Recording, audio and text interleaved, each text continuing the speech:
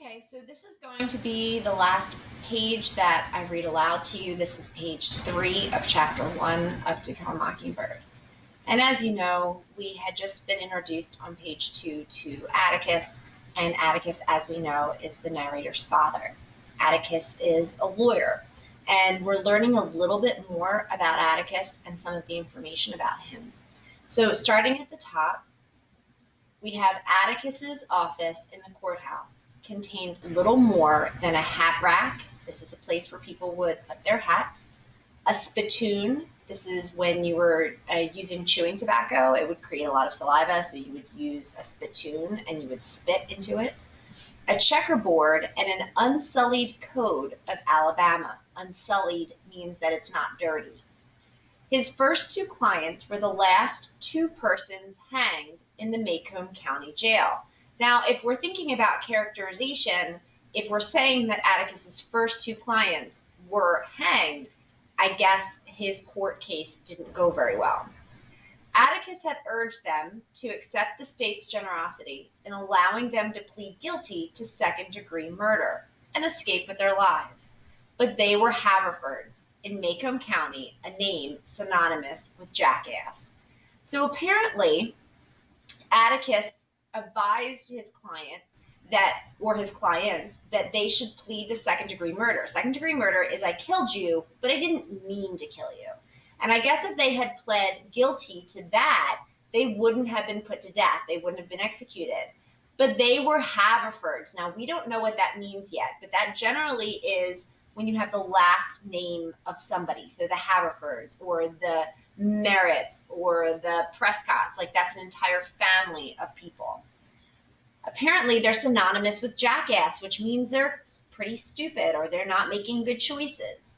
The Haverfords had killed Macomb's leading blacksmith in a misunderstanding arising from the alleged wrongful detention of a mayor. So apparently the blacksmith, and we know that blacksmiths would create the horseshoes, right, for horses. And apparently he must have kept their horse because it's wrongful detention. Detention means I'm going to keep it, of a mare, which is a horse. Were imprudent enough to do it in the presence of 3 witnesses. So I guess these 2 men killed this blacksmith in front of 3 witnesses, people who saw it, and then insisted that the son of a bitch had it coming to him was a good enough defense for anybody. They persisted in pleading not guilty to first-degree murder, so there was nothing much Atticus could do for his clients except be present at their departure when they died.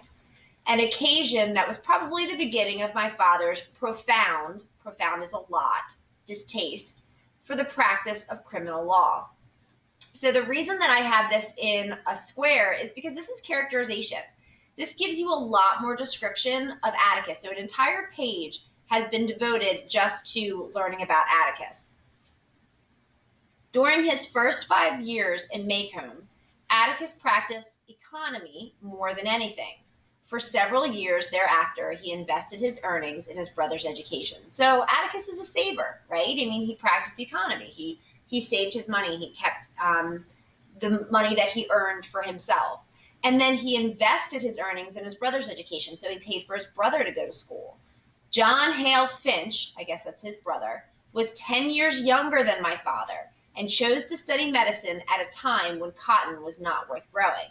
But after getting Uncle Jack started, Atticus derived a reasonable income from the law. So then after he got him through school, Atticus got a good income. He made good money.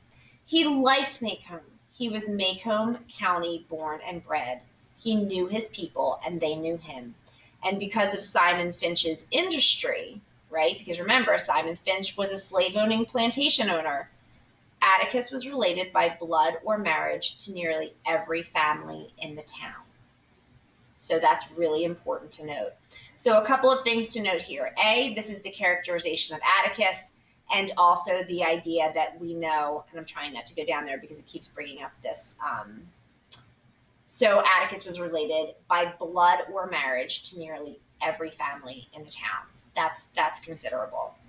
So again, Atticus knows everybody, but is also related, family related to everyone, which is pretty crazy. All right, so that's page 3 of chapter 1. Now that we're done this, you're going to take your comp check on page 3, and then you're going to move on to chapter 1. Now, in chapter 1, you're going to want to mark up your signposts, but just please keep in mind that signposts in fiction are usually a lot more rare than signposts in nonfiction.